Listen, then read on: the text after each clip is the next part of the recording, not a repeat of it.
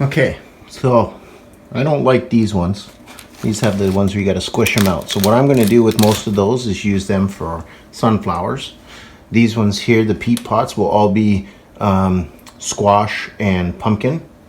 And then I'm going to have to split these up into peppers, tomatoes, and don't forget I'm still using some of my seeds from last year. So I got my spaghetti squash right here, and I got some more at the farm that I also want to do, which is the acorn squash. So, or no, excuse me, it was the butternut squash, which I like. So we're gonna do that, and then I still have some. I'm not gonna do the radishes. I'm just gonna do the watermelons, pumpkins, peppers, tomatoes, and if we have room, I'll throw some more seeds in there. So let's get started. It's pretty simple.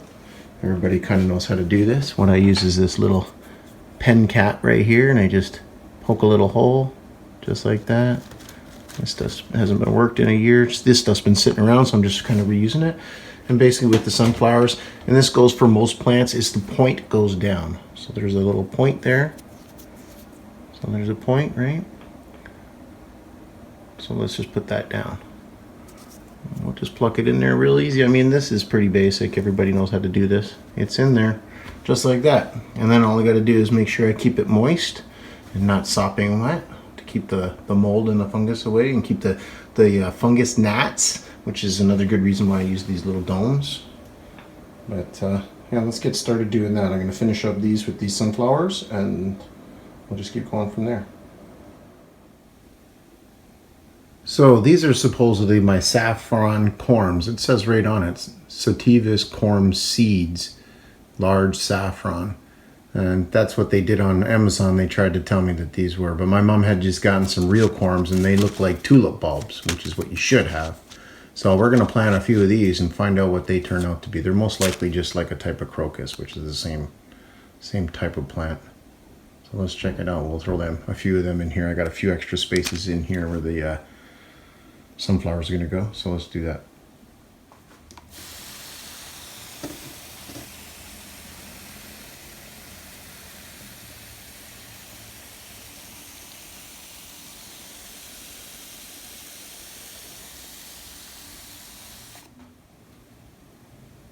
All right, I have two windows that have light, and it's not very good in this house. That's why I can't wait for my greenhouse to be up and ready to go. Then I can start as many as I want, when I want. And then here's the rest of them. So I got 72 and almost 72 here, plus the two pots. And then down here, so we're looking at what, 140 so far, plus that one down there, another 20 or so, another 60. So I got about 200 plants just seeded now. So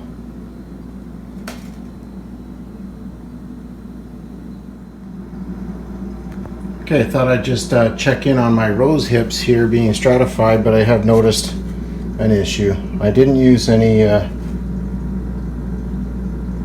cinnamon or anything like that to kill mold, so now I got all of this mold, and I'm pretty sure that's just no good, so we're just going to throw that out. And I have plenty of seeds, and I also have the wild ones that grew there. I'm just going to transplant them into the maize. So lesson learned.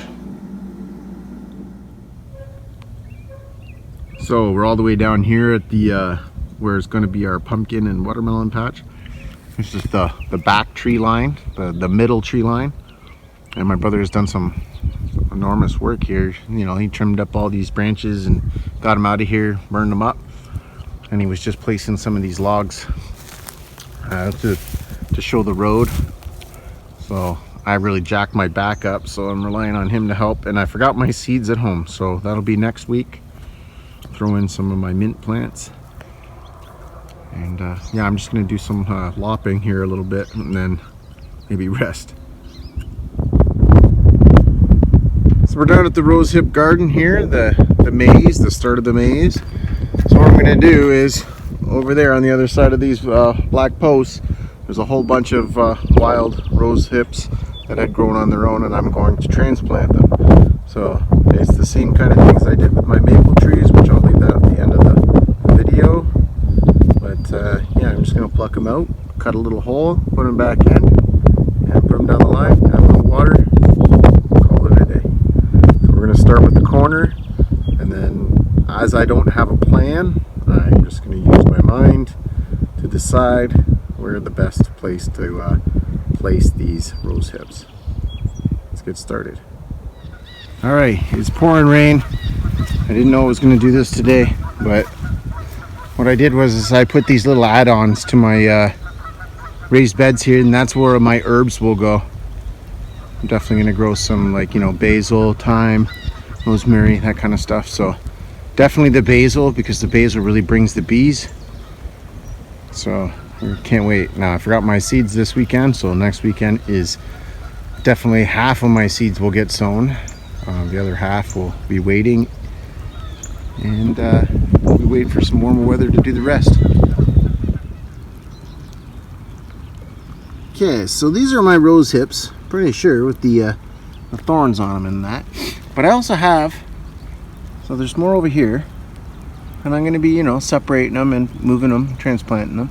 But then I got some that don't have thorns on them, so it's really kind of hard to identify them because they look really close to these rose hips. So I'm going to have to be very careful about what I'm putting in. Either way, I'm done for the day. I've managed to put a whole bunch down this row here, and then down this way here. And it's just starting to pick up the rain. You can hear it now. I got to get inside. But yeah, I've started to do the perimeter of the garden maze here. So we'll continue that next week.